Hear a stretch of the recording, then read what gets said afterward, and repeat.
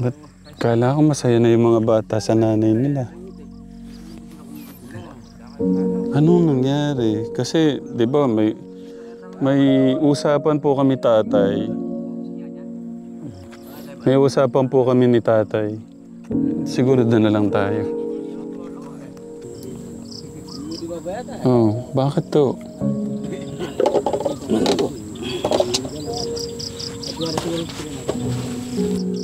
Nandun ba yung anak mong mali? Yung isa ni Alma? Hindi po kami nakapunta sa bahay niyo. Nandun siya. Yung tanong nyo kasi na, akala nyo, okay lang mga bata. Ako din, akala ko okay.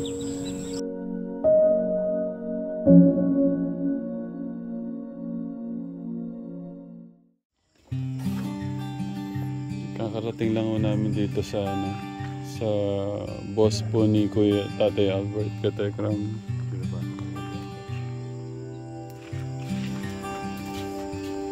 Morning po. Kumusta po? Okay lang po.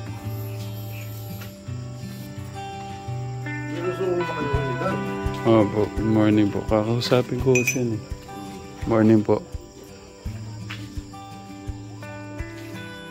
Kailan makakausap na kayo habang ano lang po? Kailan po sila Tatay Albert doon? May gitna ng isang buwan sila doon. Yung mga bata po, kailan pa po binalik nung asawa? May isang buwan na rin nung punin ko sa asawa niya. Dati, kasama niya talaga yung buso lalaki. Yung dalawa, ando sa asawa niya. Meron ko, sinundo na niya lahat. Opo.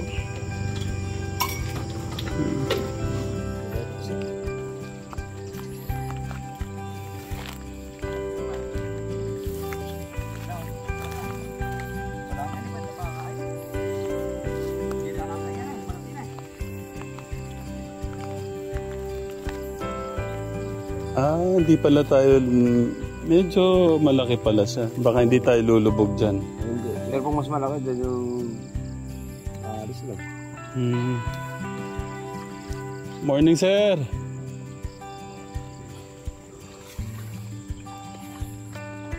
Hindi, pero dati nakaranas na ako nito, sir. Wait lang, isang baba pa. Pero ang sakit ng naapakan ko, may tinik. Oh, okay. Thank you po.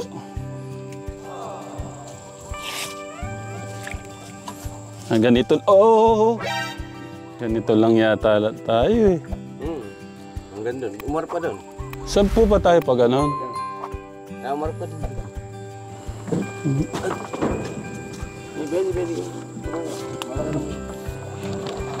Mga gaano ko kalayo yung ano, sir? Kulang ano? 2 kilometro siguro. 2 kilometro.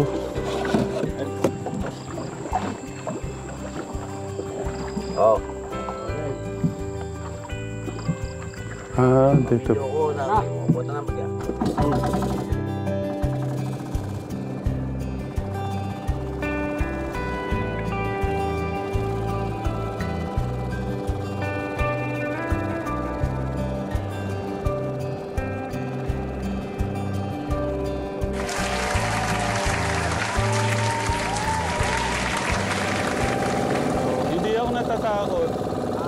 Hindi ako natatakot lumubog tayo. Natatakot ako dahil yung mga gamit natin.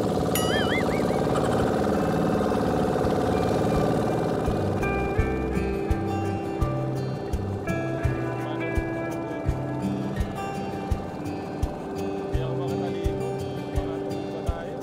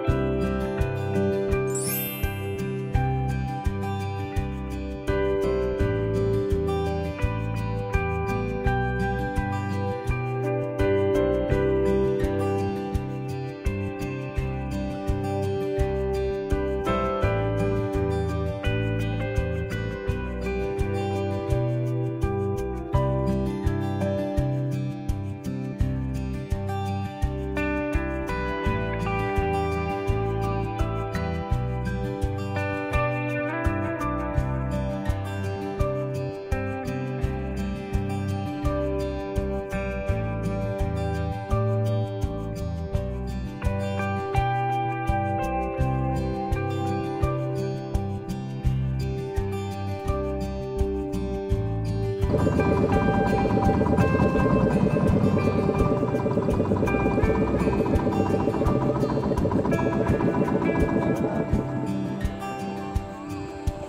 pa rin mga bata eh.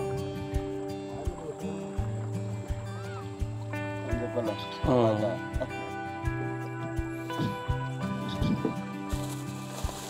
Ito na kami bigat, saka Ayun. Thank you, Lord. Thank you, Lord. Grabe, kala ko tutumba tayo. Ang pangalan mo, Kuya? Kuya Jeric, thank you. Hello, ate. Morning.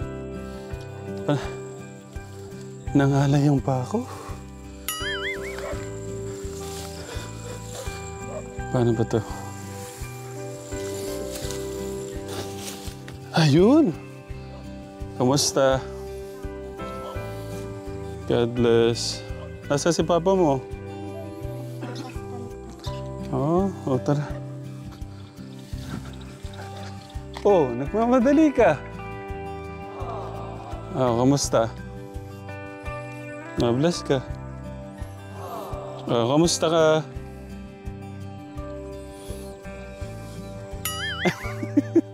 Wala yung magsalita.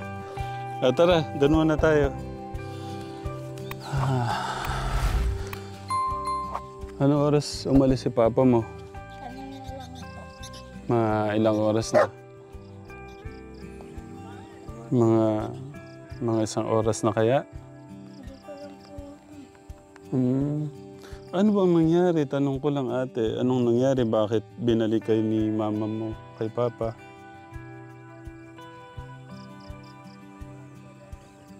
May problema? Hindi ko lang po yung kay Papa. Ano ba nangyari? Ba't kayo binalik? Kala ko doon na kayo mag-aaral eh. Pero doon kayo nag-aaral ng 1 taon, di ba? Anong nangyari? Bakit binalik kayo ni mama mo? Sige po muna. Okay lang, upo tayo. Ang ganda ng ano nila, oh.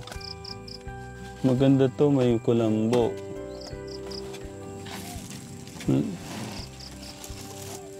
Sige. Kailan pa kayo dito? Ako lang po, kahapon lang po ako dumating. Sila po, nung isang araw pa po. Pero si Papa dito, ilang buwan na? Hindi ko po alam. Pero kailan kayo binalik ni mama mo? Hindi ko din po alam eh. Hindi, ilang araw na matagal na ba kayong binalik?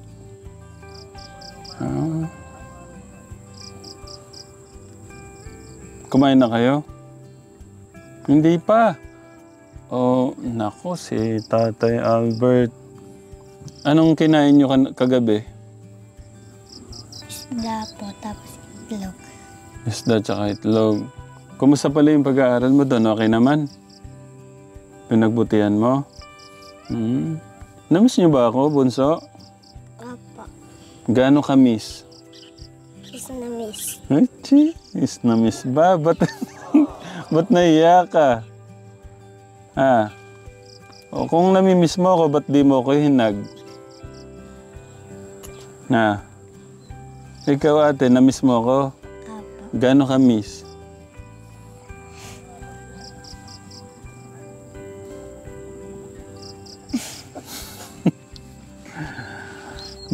Para kayong na-shock. Wait lang yun. Ayun na. Okay. Ito na.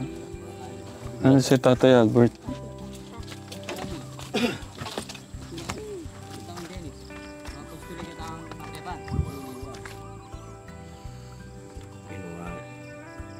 Yan nga, si Tatay Albert nga to, lakad pa lang.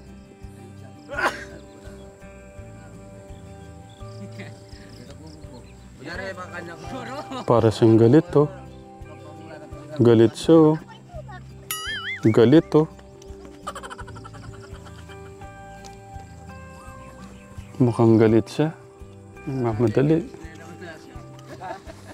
mapakarat na naman.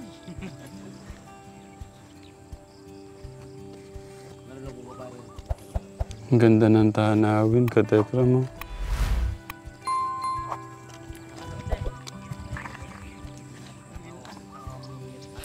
Magandang umaga po. Magandang umaga po. Naabala pa ho yung trabaho niyo. Pasensya na po. Hindi, okay. Kaya naman. Nalungkot po ako eh. Ba't kala ko masaya na yung mga bata sa nanay nila? Anong nangyari? Kasi, di ba, may usapan po kami tatay. May usapan po kami ni tatay. Siguro doon na lang tayo. Or upo muna kayo, tay. Tara, Kuya August. Ala, yung mga ugot ni tatay, oh. Katekram, oh. Ala. Yung pangalawang camera, Kuya August, oh. Ano nangyari dyan? Papasma na.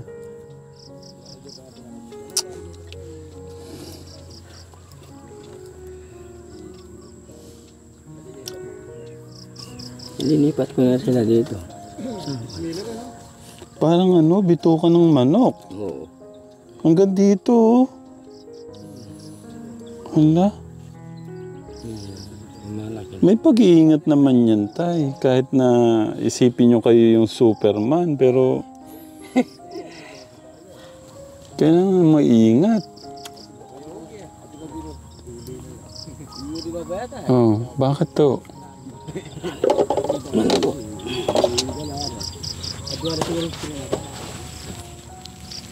Okay. Dito ka, ate.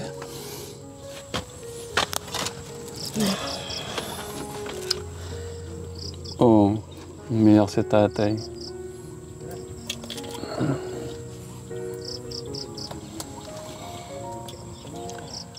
Nandun ba yung anak kong maliit? Yung isa ni Alma? Hindi po kami nakapunta sa bahay niyo. Nandun siya. Sir! Kakapila kami sandali sa kabilang kubo. Sige po, ingat. Yun ang boss ko.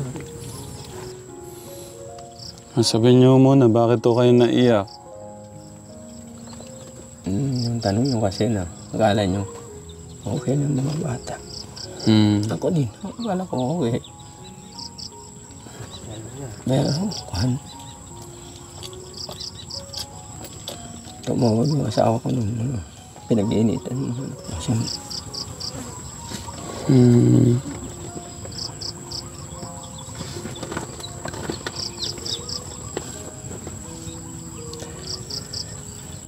ako din nagtatrabaho ako nun. Akala ko okay dahil nandun na nanay. Nandun ang mga tita. Sabi ni Bossing, lahat daw po ng kita niya, pinapadala naman.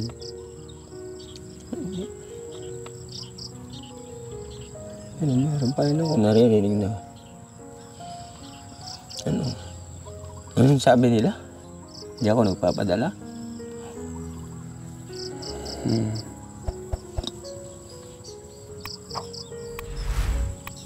Pero ang boss ko, siya ang nagpapadala. Ito.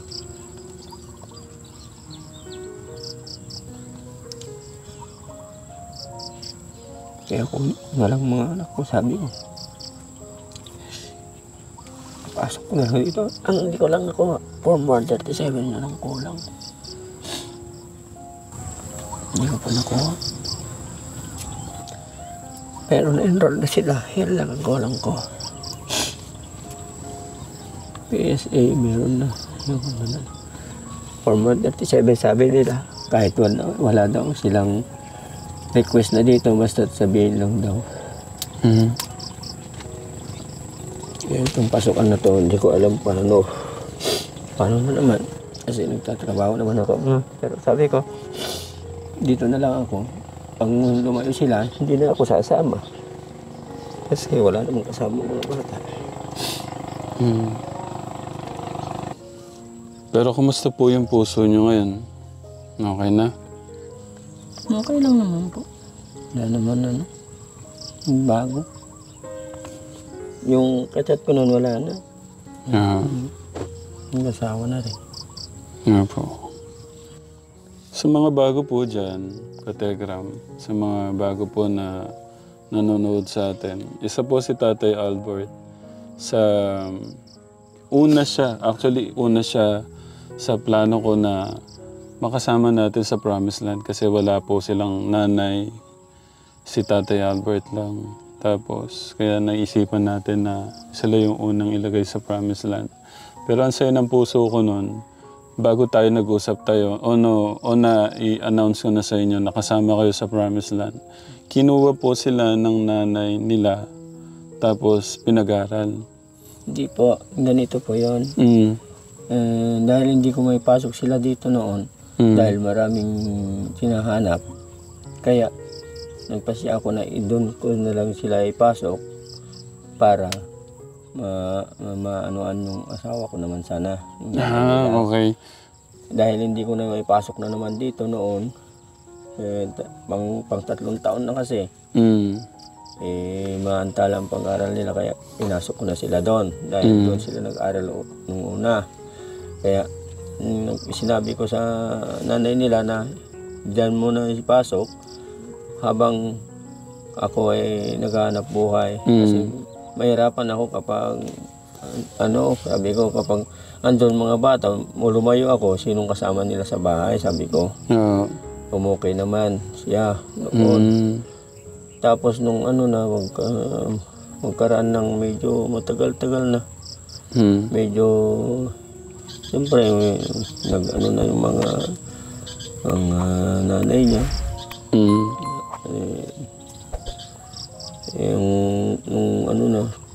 Pinapakuha na ng mga bata. Sabi ko, tapusin nilang nila. Nung pinakuha po yung mga bata, pinakuha ho sa inyo? Okay. Gusto kong malaman bakit to pinakuha na? Pabigat daw sila po eh. At saka akala ko talaga, kinuha sila tay. Mali pala yung ni Kuya August. Hindi ko. Kayo pala nag-request na... Ako nagsabi po. Ayaw na talaga na doon sila mag-aral dahil mabigat ang dugo nila sa mga anak ko ng lola nila.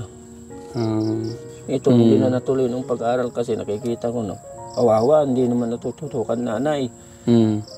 Ka-video call ko, sabi niya, Papa, kunin mo na ako. Sabi po niya. Kawawa ako dito, sabi niya. Kinuha ko na lang. Ba't ka naging kawawa doon? Gusto kong malaman, siyempre. Ba't kawawa? Manggaling sa'yo. Ba't ka kawawa? Kinakagat po ako ni Lenden. Kinakagat. Tapos ano may pa? May anak sila kasi. May anak na yung asawa ko kasi sir. Tapos ano pa? Yun lang, inaaway ka. Okay lang yun, pero dapat sasabihin mo kay mama mo na inaaway ka. Ba't mo hindi sasabihin kay mama? Sabi ko naman Anong sabi ni mama mo? Sinasaway lang si Linden, tapos niuulit pa ni Linden. Ayaw mo yung inaaway. Ito sinabi mo, huwag tayo mag-aaway. 2 taon po yun. Ah. Yung bata. Oh, kailangan talagang bantayan pa. Oo.